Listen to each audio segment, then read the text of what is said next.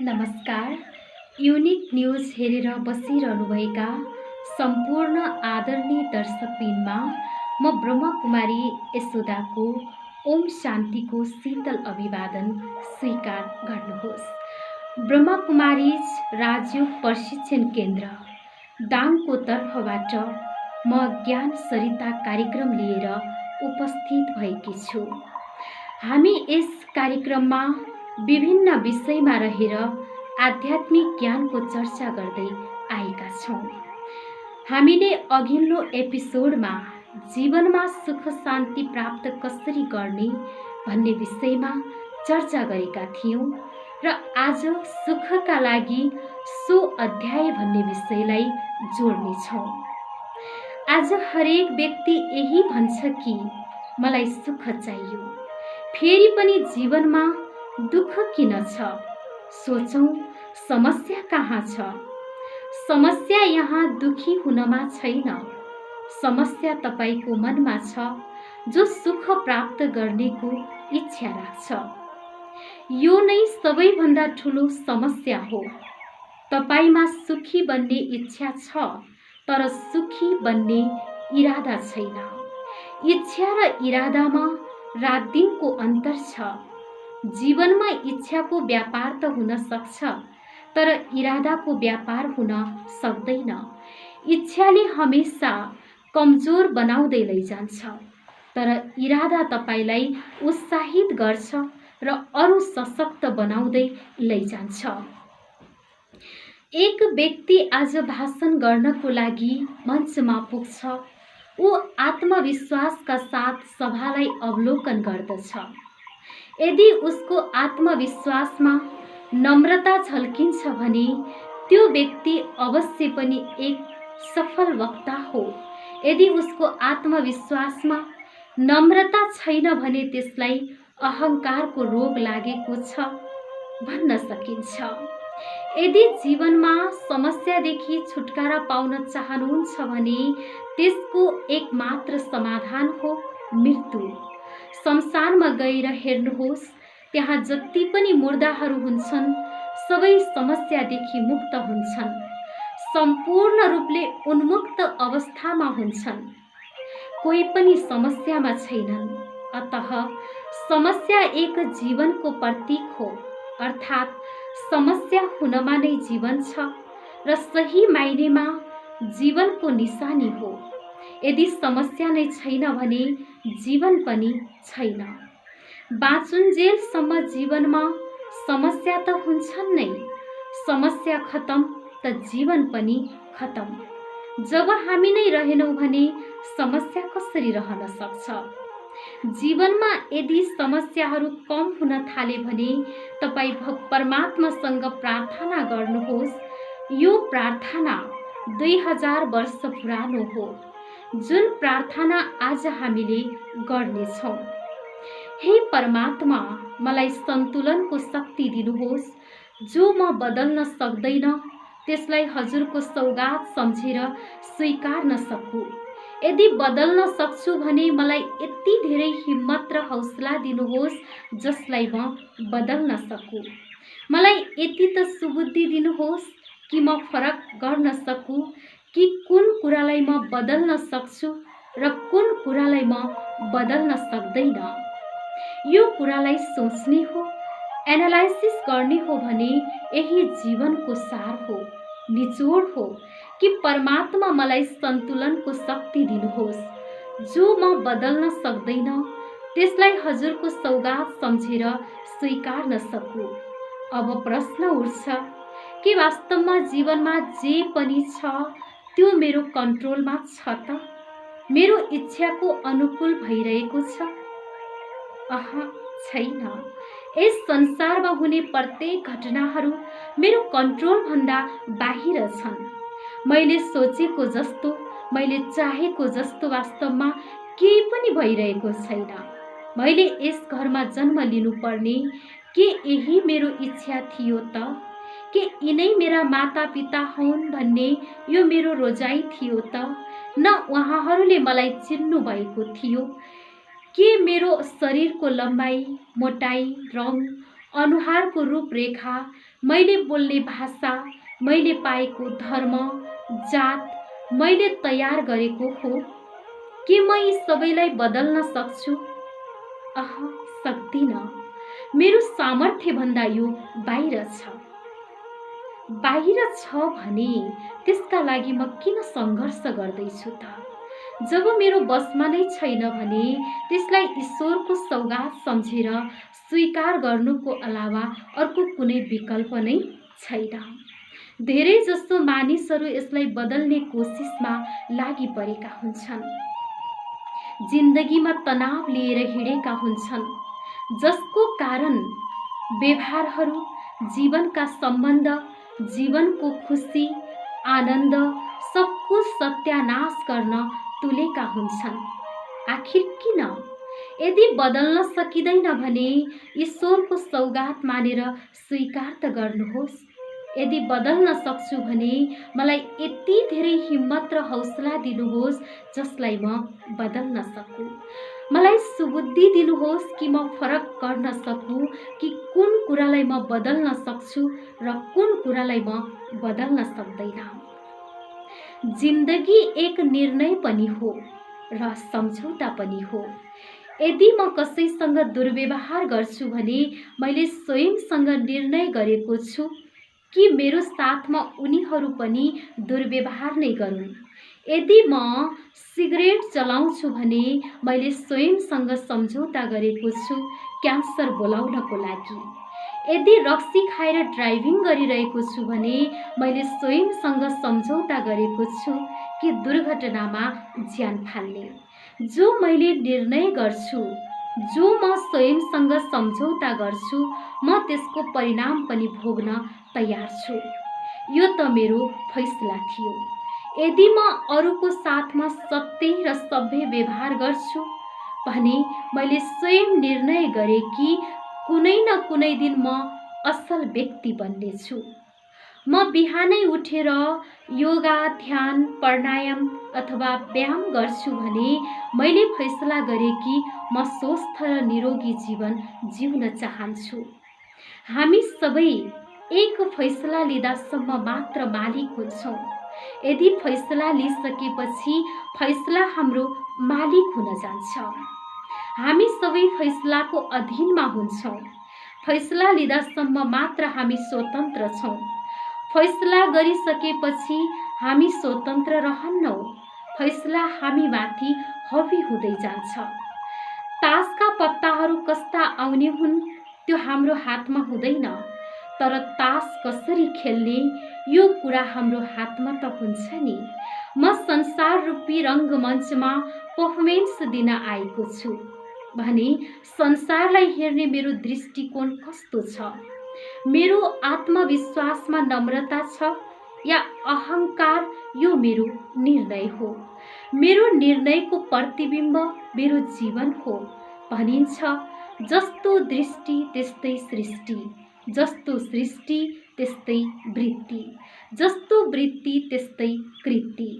अर्थात् मेरो दृष्टिकोणले नै मेरो आत्मविश्वासमा बल भर्दै जान्छ। मेरो आत्मविश्वास मेरो सृष्टिको नींव हो, जसको द्वारा मेरो सृष्टिको रचना गर्दछ। मेरो दृष्टिकोण अर्थात् मेरो मानक, मेरो धारणा, मेरो मान्यता, मेरो निश्चय स्वयंका प्रति कस्तो छ, यसैमा मेरो भविष्य निर्धारित हुन्छ। उदाहरणका लागि एक हात्तीलाई लिनुहोस्, जो धेरै शक्तिशाली भएर पनि एउटा पातलो रस्सीमा बाँधिएको हुन्छ, किनकि सानै आयुमा उसलाई जुन रस्सीले बाँधिन्थ्यो उसले अनेकौं बार रस्सीलाई चुडाउने धेरै कोसिस गर्यो, तर तोड्न सकेन। बिस्तारै बिस्तारै उसमा एक विश्वास पक्का भयो कि रस्सी चुडाल्न असम्भव छ, त्यसैले चुपचाप अहिले पनि बाँधिएर बसेको हुन्छ। यदि उसले चाह्यो भने यस्तो एक होइन सयौं रस्सीहरू चुडाउन सक्छ। उसको विश्वासले उसको सामर्थ्यलाई नै मेटाइदिएको हुन्छ। ऊ एक निर्बल प्राणीको समान पातलो रस्सीमा बाँधिएको हुन्छ। यसरी नै मनुष्यको मनमा पनि यो विश्वास बसेको छ कि शारीरिक सुख नै वास्तविक सुख हो। धन सञ्चय, भौतिक सम्पन्नता, पद प्रतिष्ठाबाट मात्र सुख मिल्न सक्छ। यिनै सुखका असली साधन हुन् भन्ने विश्वास छ। उसलाई स्वयंमा विश्वास नै छैन, भरोसा नै छैन।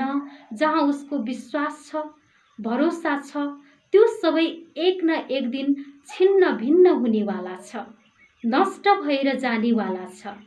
अतः जहाँ अनिश्चितता हुन्छ त्यहाँ भय, चिन्ता, दुःख हुनु त स्वाभाविक हो। त सोच्नुहोस्, तपाईँ अहिलेसम्म कोसँग सम्झौता गरिरहनु भएको थियो? विनाशी क्षणभङ्गुर व्यक्ति, वस्तु, वैभव, संसाधन जो अनिश्चित छन्, नाशवान छन्। हामी निरन्तर मृग तृष्णाको समान तिनका प्रति आसक्त भएर भागिरहेका छौँ, दौडिरहेका छौँ कि सुख कहाँ मिल्ला भनेर। जस्तो एक प्यासा मृग मरुभूमिमा पानीको खोजीमा भौतारिन्छ। बालुवाको प्रतिबिम्ब उसलाई पानीको भ्रम उत्पन्न गर्छ। जति दौडिँदै जान्छ पानी त्यति टाढा हुँदै जान्छ। अन्तत्वगत्वा मृग प्यासमा नै मर्दछ। यही हाल आज मनुष्यको भएको छ। दुःख के हो? यही त दुःख हो जुन कुराले हामीलाई सुखको भ्रम पैदा गरेको छ। त्यसमा हामी यति धेरै आसक्त छौँ, यस्तो लाग्छ यसको बिना जीवन सम्भव नै छैन। वास्तवमा जसको द्वारा हामीलाई कहिले पनि सुख मिल्नै सक्दैन। आध्यात्म विज्ञानले मनुष्यको विश्वासलाई परिवर्तन गरेर उसको संसार, उसको सृष्टि प्रतिको मान्यता बदलिदिन्छ। जस्तो सृष्टिका प्रति उसको प्रतिक्रिया हुन्छ, अर्थात् उसले स्वयंसँग सृष्टिका प्रति कस्तो फैसला, कस्तो सम्झौता गरेको हुन्छ, परिणामस्वरूप उसका विचार, संकल्प, व्यवहार, सम्बन्धले सकारात्मक या नकारात्मक परिणाम दिएका हुन्छन्। जस्तो क्रिया त्यस्तै प्रतिक्रिया। यदि क्रिया सकारात्मक छ भने उसको ऐश, कृति, मान, मर्यादाको उच्च मूल्याङ्कन भएको हुन्छ। सुख, शान्ति, प्रेम, पवित्रता उसको जीवनमा बनि नै रहन्छन्। उसलाई सुखको लागि सङ्घर्ष गर्नु पर्दैन। सुख उसको पासमा आउनको लागि सङ्घर्षशील रहन्छ। यदि नकारात्मक क्रिया छ भने ऊ समाजको घृणा, तिरस्कार, निन्दाको पात्र बनेको हुन्छ। दुःख, अशान्ति, तनाव, भय, चिन्ता, अपवाद उसको जीवनमा परछाया जस्तै सटिएर बसेको हुन्छन्। उसले गरेको निर्णय एवं सम्झौताको परिणाम उसको आसपासमा एउटा ऊर्जाको चुम्बकीय परिधि सिर्जन हुन्छ, जसले प्रकृतिलाई मात्र होइन समीपमा आउने चराचर जगतका जड जङ्गम तथा जीव जीवात्माहरूलाई समेत प्रभावित गरेको हुन्छ। अतः यो कुरा स्पष्ट छ कि इच्छाले मनुष्यलाई असल बन्न दिँदैन। इच्छालाई इरादामा बदलौँ कि मैले अब जीवनका लागि, परिवारका लागि, समाजका लागि वा संसारका लागि के गर्ने। स्वयं नै स्वयंको साथमा सम्झौता गर्नुहोस्, निर्णय लिनुहोस्। वर्तमान तपाईको हातमा छ। जसलाई वर्तमानमा जिउन आउँछ, जसलाई वर्तमानमा जिउने कुशलता छ, योग्यता छ, सम्झिनुहोस् उसलाई जीवन जिउन आइसक्यो। कसले के भन्ला, कसले के गर्यो, को के गर्दैछ, यो सब छोडिदिनुहोस्। मैले के गर्ने हो यस कुरामा फोकस गर्नुहोस्। के मेरो पासमा स्वयंका लागि समय छ? के मेरा आफ्ना विचारहरू मेरा अनुकूल छन्? के मेरो व्यवहार मलाई राम्रो लाग्छ? के म जीवनमा सफल भएको छु? के म जीवनमा हर क्षण सुखको अनुभूति गर्न सक्छु? यसको एकमात्र उपाय छ स्वयंको खोज। जुन दिन हामी स्वयंलाई पाउनेछौँ उसै दिन हाम्रा इच्छाहरू इरादामा बदलिनेछन्, विश्वासमा बदलिनेछन्, दुःख सुखमा परिवर्तन हुनेछ। बस उज्यालो नै उज्यालो, प्रकाश नै प्रकाश, अन्धकार सदाका लागि समाप्त हुनेछ। सब कुछ रोशनीमा परिवर्तन हुनेछ। यति मात्र जान्ने कोसिस गर्नुहोस् कि म को हुँ, कहाँबाट आएको हुँ, मेरो आखिरी गन्तव्य कहाँ छ, मेरो को म कसको हुँ। आउनुहोस्, यस विषयमा हामीले अघिल्लो सातामा धेरै तत्त्ववेत्ताहरूको मतलाई राखेका थियौँ। आज हामी परमपिता परमात्मा शिवले प्रजापिता ब्रह्माको श्रीमुख कमलबाट सुनाउनु भएको आत्म साक्षात्कार गराउनेछौँ। जीवन अर्थात् जीव प्लस आत्मा, जसलाई अङ्ग्रेजीमा ह्युमन बिङ भनिन्छ, अथवा जड र चेतनाको अद्भुत संयोगको नाम नै जीवन हो। जसरी यो जड शरीर 5 तत्त्व आकाश, जल, पृथ्वी, अग्नि र वायुले निर्मित भएको छ, यसका लागि हामीलाई भोजन, पानी, हावा, तातो, चिसो इत्यादिको अनिवार्यता हुन्छ। यसको बिना जीवन जिउन असम्भव हुन्छ। भोक लागे भोजन, तिर्खा लागे पानी, शुद्ध अक्सिजनयुक्त हावा, गर्मीमा पंखा, चिसोमा तातोको आवश्यकता हुन्छ। अर्थात् भौतिक शरीरका लागि भौतिक वस्तु नै चाहिन्छ। त्यस्तै नै यस शरीरलाई जीवन दिनेवाला जुन चेतन तत्त्व आत्मा छ, जसलाई विज्ञानले स्पिरिट, ऊर्जा भनेर संकेत गर्दछ। यसलाई कसैले प्राण पनि भन्दछन्, कसैले पुरुष, कसैले हुर त कसैले आत्मा भन्ने गर्दछन्। आत्मा वास्तवमा एक दिव्य ज्योति बिन्दु स्वरूप अति सूक्ष्म तत्त्वको नाम हो, जो 7वटा अपरा प्रकृतिको संयुक्त बिम्ब यानी ऊर्जा केन्द्र हो। सुख, शान्ति, प्रेम, पवित्रता, ज्ञान, शक्ति र आनन्द आत्माका वास्तविक निजी गुण हुन्। जब आत्मा यी 7वटै गुणले परिपूर्ण रूपमा हुन्छ, तब सतो प्रधान हुन्छ। जब सँगसँगै यी गुणहरूको सन्तुलन असामान्य हुन थाल्छ, तब आत्मा रजो प्रधान अवस्थामा हुन्छ। र जब आत्माका यी सबै गुण पूर्ण रूपले नष्ट भएर सुसुप्त अवस्थामा पुग्छन्, तब तमो प्रधान हुन्छ। आत्मा शाश्वत, सनातन, अजर, अमर, अविनाशी छ, तर काल चक्रमा यसको अवस्थामा नित्य परिवर्तन हुन्छ। कहिले शुक्ल पक्षका भाँति उत्कर्षको मार्गमा हुन्छ भने कहिले कृष्ण पक्षका भाँति पतनको गर्तमा समाहित हुन्छ। तर आत्मा नित्य, सनातन, अविनाशी छ। यसको न त आदि छ न अन्त। यही आत्माको विज्ञानलाई आध्यात्म भनिन्छ। आत्मा जब जीव रूप शरीरमा प्रवेश गर्छ, तब नै उसमा मन, बुद्धि र संस्कार इमर्ज हुन्छन्। अर्थात् आत्मा मन, बुद्धि र संस्कार सहित छ। मन अर्थात् विचार केन्द्र, संकल्प शक्ति, सूचना केन्द्र हो। मनले मुख्य 5 प्रकारका विचारहरू सम्प्रेषण गर्दछ।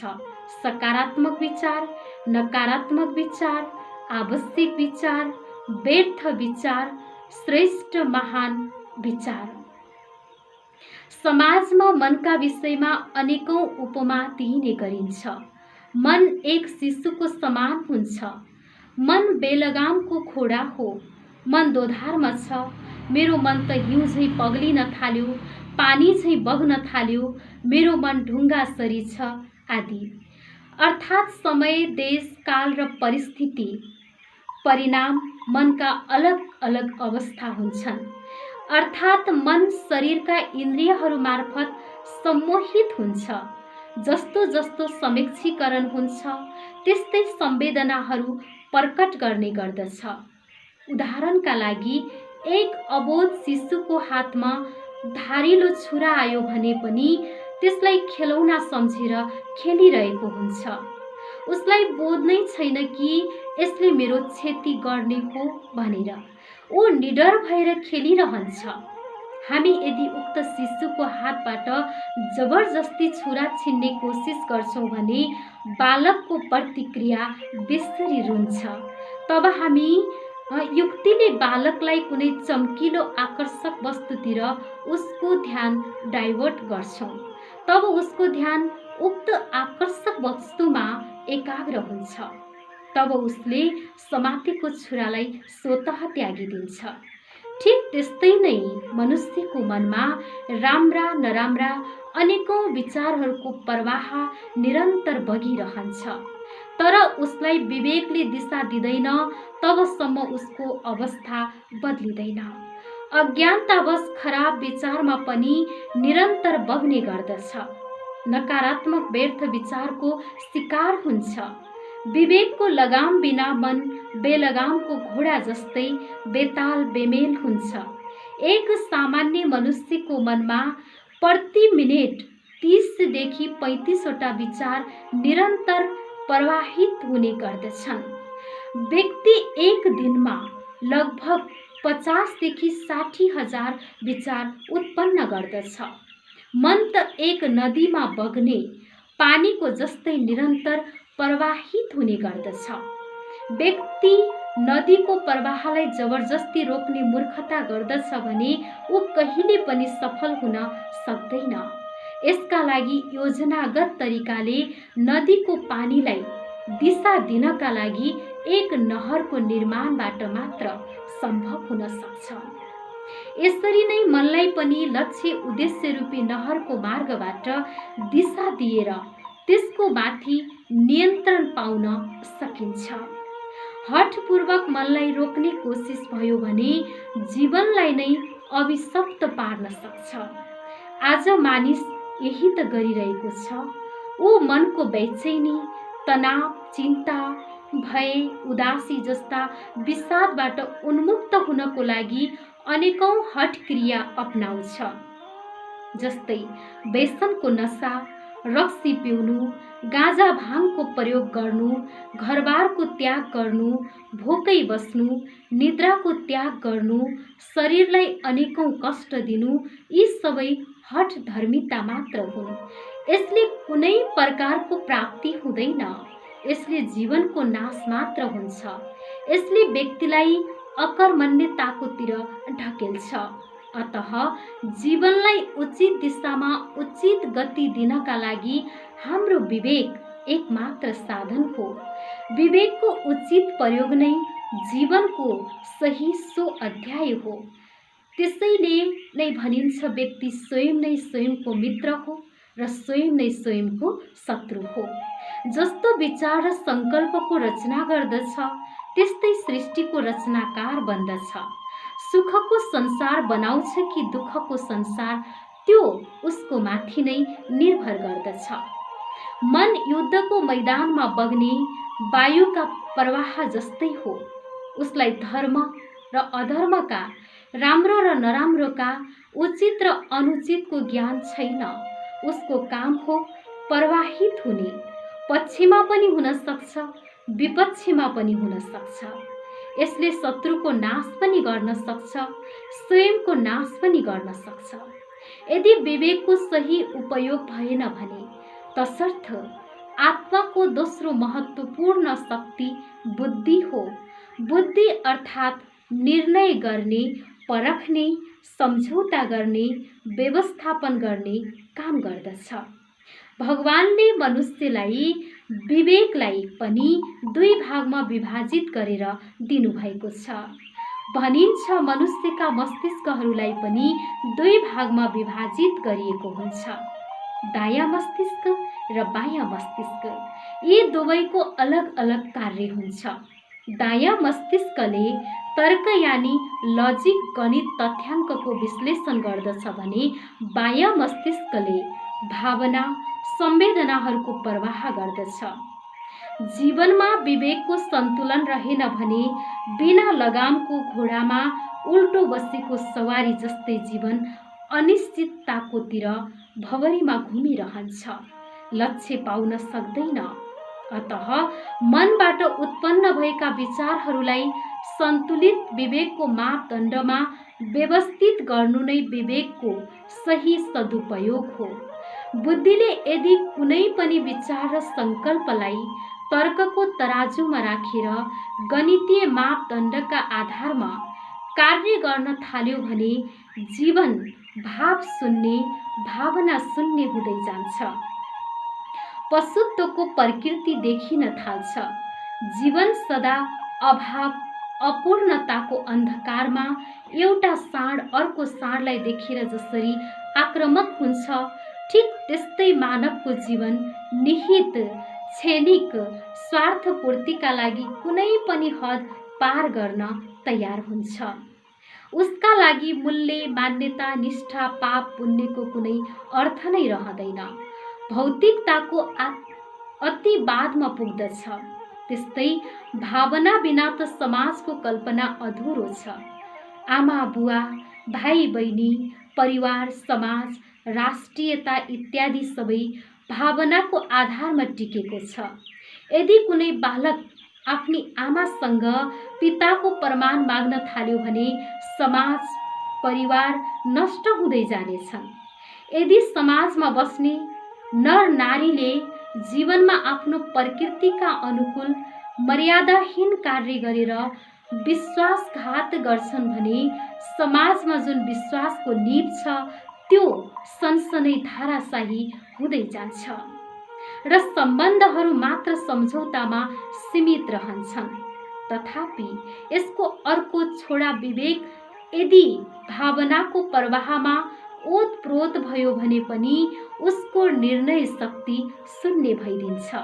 रङलाई पनि राइट, राइटलाई पनि रङ भनिदिन्छ। उदाहरणका लागि हाम्रो समाजमा गुरुका प्रति उच्च भावना राख्नेहरू गुरुलाई भगवान मान्ने चलन छ। अब यहाँ यदि गुरुले कुनै गलत कुरा गरे पनि शिष्यले सत्य नै मान्दछ, जसलाई अन्धविश्वास, अन्धश्रद्धाले समाजमा विकृति फैलाइदिएको छ।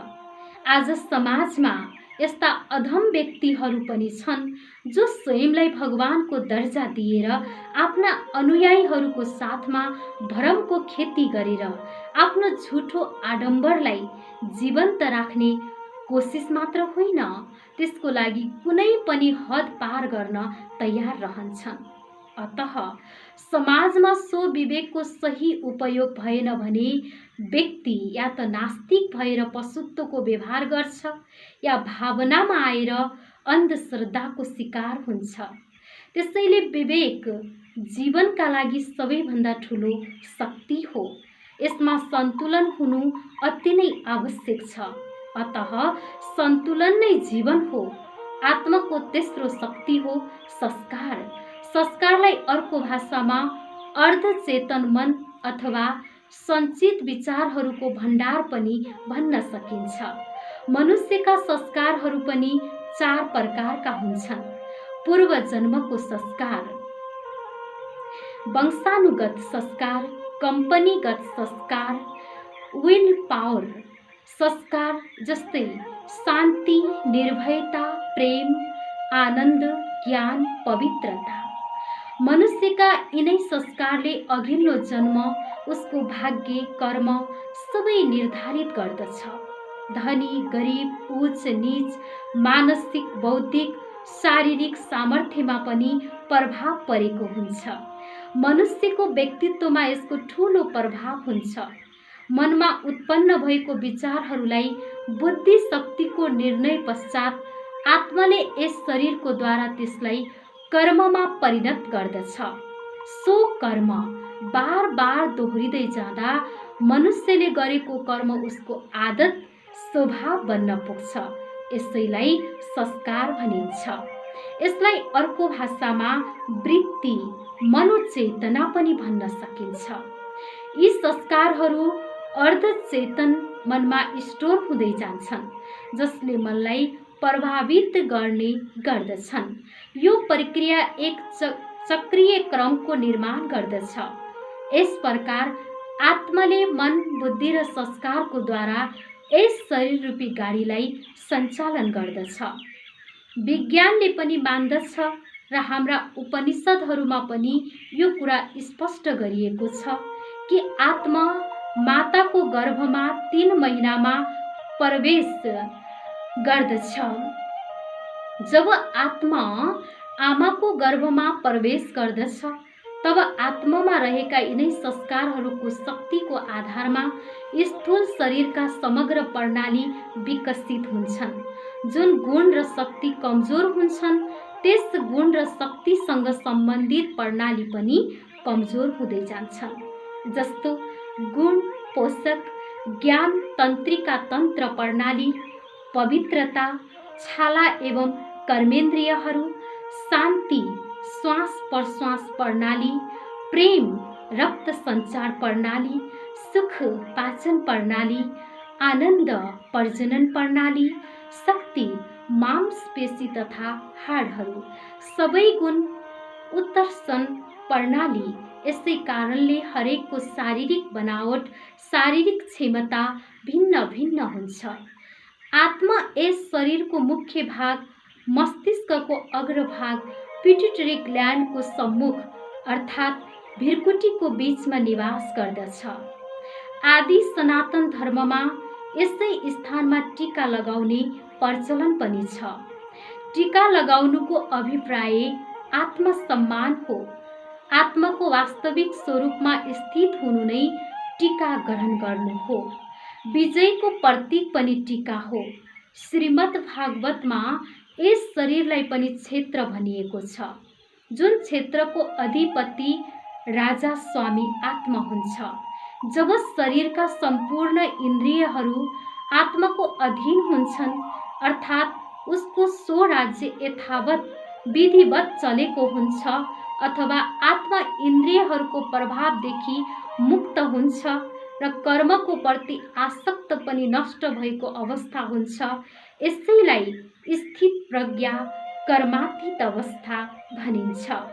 यस्तो अवस्थामा स्थित आत्मालाई विजयी आत्मा पनि भनिन्छ, किनकि यस शरीरलाई एक मेसिनको संज्ञा दिन सकिन्छ भने मानव मस्तिष्कलाई एक सुपर कम्प्युटर भन्न सकिन्छ।